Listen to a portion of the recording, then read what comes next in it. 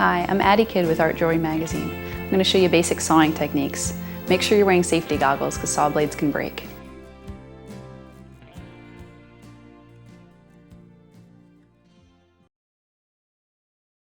A good way to learn basic sawing is to make a practice sheet. Mine's silver, you probably want to use copper, but you can always remelt your silver so it's never really wasted.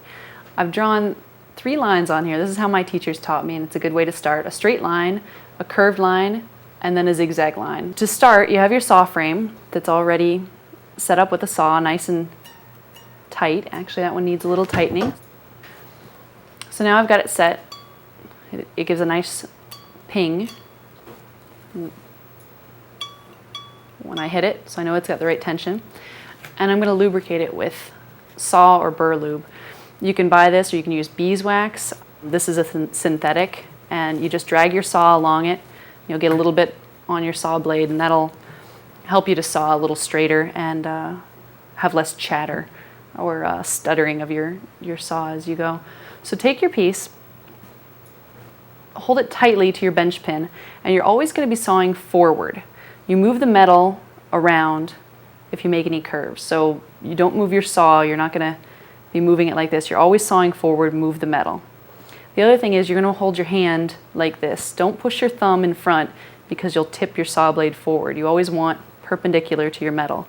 So hold it in your hand, kind of like a pistol grip, and you'll start here. You only ever saw, the way the teeth are arranged, you only ever saw on the downstroke. So you'll start at the base of your saw blade and pull just gently to get that saw cut mark started. And you can kind of see it's just a little tiny bit. The key to remember when you're sawing is you're not pushing into the metal. Let the saw blade do the work. You're just moving it gently up and down with a light pressure. The teeth will cut away the metal. If you're pushing against the metal forward, you're going to be breaking saw blades. So with a gentle up and down motion, using the entire length of the saw blade, cut along your line, slow strokes.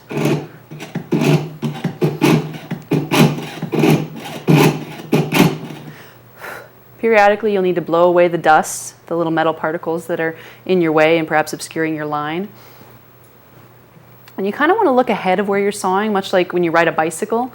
So you're not watching right where you're sawing, you're looking ahead a couple millimeters. That'll give you a smoother line as well. And after you've sawed just a little bit, you're going to want to probably re-lubricate. So just pull your saw blade along that lube. So you got some wax or synthetic wax, and work it back through the cut and continue on.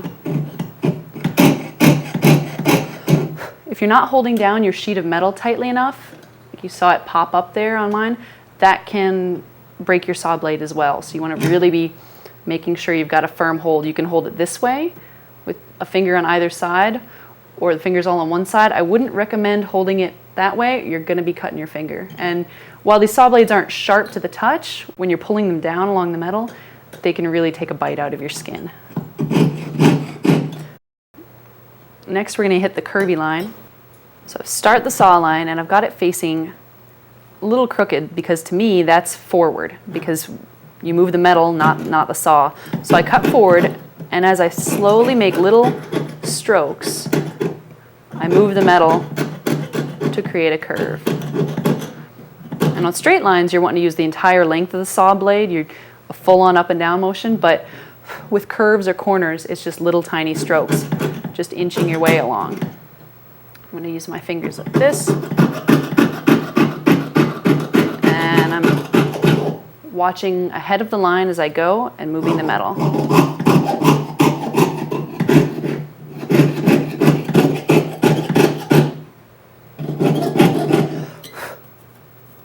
Periodically wiping away those silver particles. And if you need to back up, an up and down motion, guiding your saw blade back out of there. You got yourself a curved cut line now. Actually, you can probably see it better on the back here. Okay. I've kind of lost my marker line here, so I'm going to draw that back in. I'm just using a fine tip permanent marker, and one of the nice things about it is if you use a little bit of your wax or synthetic lubricant, it wipes the marker right off. Heat will also take care of that too for you, those marker lines. You can scribe lines as well. You can use a scribe to cut a permanent line, or you can have a paper template even to know where you're going to saw. Same with this one now. I've re-lubricated my saw blade. And I angle the metal away so that I'm cutting forward, always along the length of my V of my bench pin. Starting, it's always the trickiest part here. You just, once you've got your tiny groove in there, you're good to go.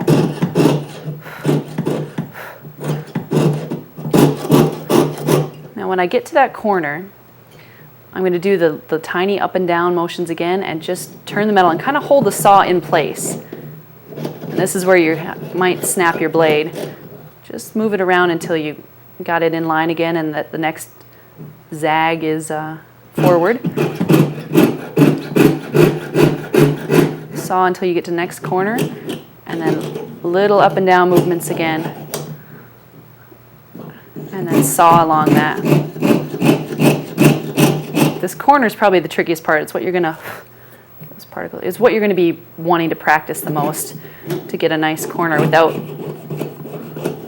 breaking too many blades. Now, to get back out of here, you can either back up through all these zigzags or just release the end of your blade and pull your piece off your saw blade.